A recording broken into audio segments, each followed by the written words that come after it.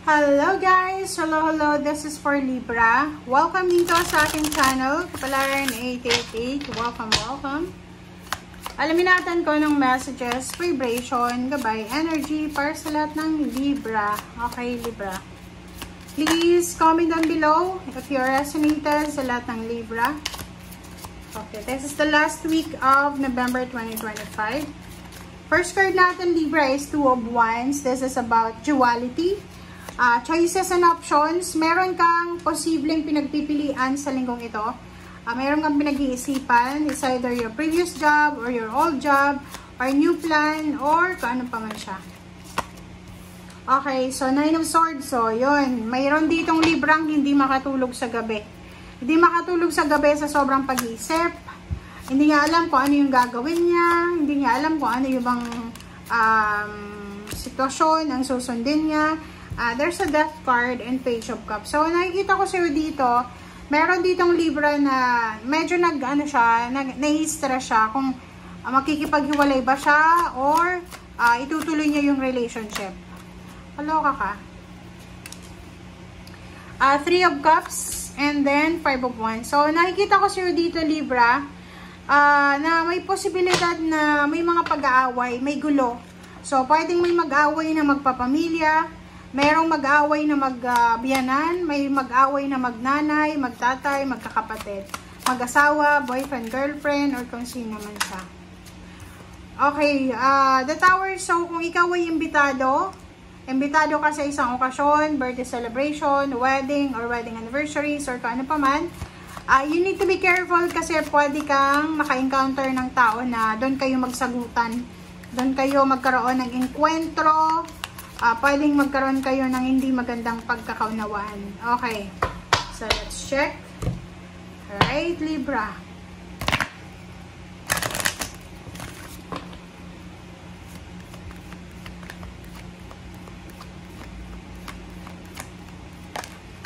Alright. So, official person. Sinasabi ng bara sa'yo dito na kailangan mo ng priority. Kailangan mo ng balanse. Make sure na balance yung ginagawa mo sa araw-araw. Occupation. So, parang ang sinasabi ng bara sa'yo dito, may mga Libra na sobrang abala sa kanilang trabaho. May mga Libra na wala ng oras para sa kanilang pamilya, sa kanilang love life. May mga Libra na wala nang ginawa kundi magtrabaho, mag-overtime. Wala na kayong ginawa kundi pagurin yung sarili nyo, yung katawan nyo, or ganyan-ganito. Alright. So, let's check.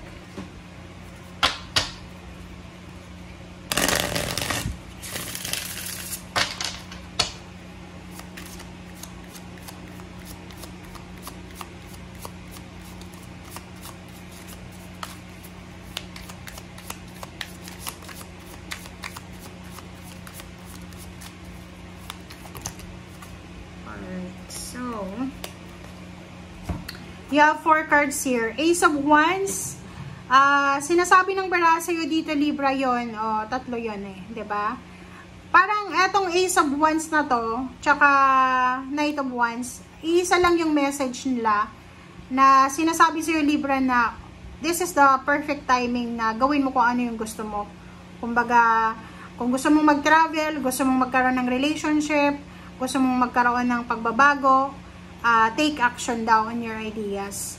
Kaso lang, mayroon ditong the Devil, sinasabi ng bara sa'yo na, and the Tower, na always expect the unexpected. So, ang nakikita ko sa'yo dito, maybe relationship siya. So, kung ikaw ay pagod na sa karelasyon mo, and if there's someone here na magpapatibok ng puso mo, pwede mo daw na pag-isipang mabuti kasi pwedeng bumagsak yung tower mo, pwedeng makarma ka, or posibleng because of this temptation, umiwas tayo. Yun lang yung sinasabi ng baraha. Nahirapan ako ma-explain kasi baka mabash tayo.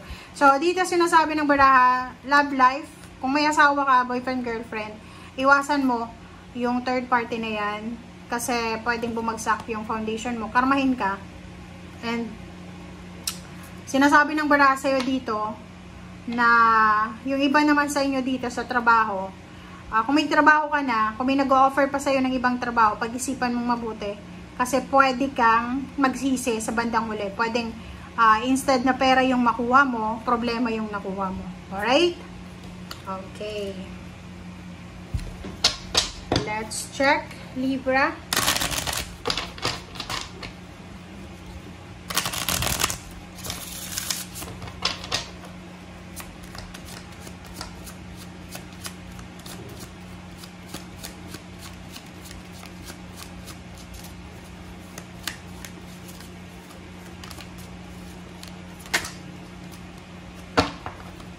Alright, so let's check. Okay. 9 of Pentacles, Pan, Ace of Swords, and 10 of Cups. Okay, Libra. There's a Libra here. Dalawa yung the devil mo, guys, ha. So, maging careful ka, Libra. You need to be careful sa mga plano mo sa buhay, sa mga options and choices. Kumbaga, yung mga actions na gagawin mo, especially this week, kailangan maging matalino ka. You know why? Kasi may dalawa yung the devil mo eh. So, ibig sabihin, it's either distraction, it's either upheaval, or it's either, ano to eh, parang sinasabi na collapsing ng foundation mo ang mangyari instead na maayos yung takbo ng buhay mo. So, kailangan mo doon nabigyan ng priority yung iyong kaligayahan emotionally and at the same time financially. So, parang ang sinasabi ng baraha, baka yung iba sa inyo dyan, lalo kung yung mga asawa kayo, kaya kayo nadadala na, like, alam nyo may asawa na kayo, pero nakikipag-usap pa rin kayo sa ex nyo online. Kasi pag may mga pagkakataon na nag-aaway kayo ng asawa mo, siya yung ex mo na yun kausap mo online or kung sino man yan na taong yan, parang feeling mo kino-comfort ka niya. But in reality, guys, in reality, di ba, for me lang ha, this is just unsolicited opinion.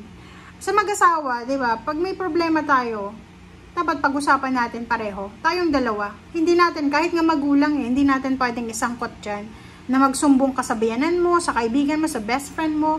Kasi wala naman silang alam eh, sa problema, wala naman sila sa loob ng bahay mo eh.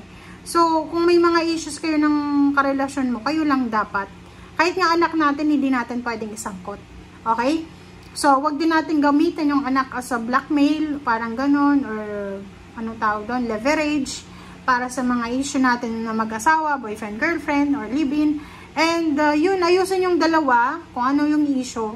Sa trabaho, ganun din like for example, may problema ka sa katrabaho mo, yun lang, nakatrabaho mo, yung kausapin mo.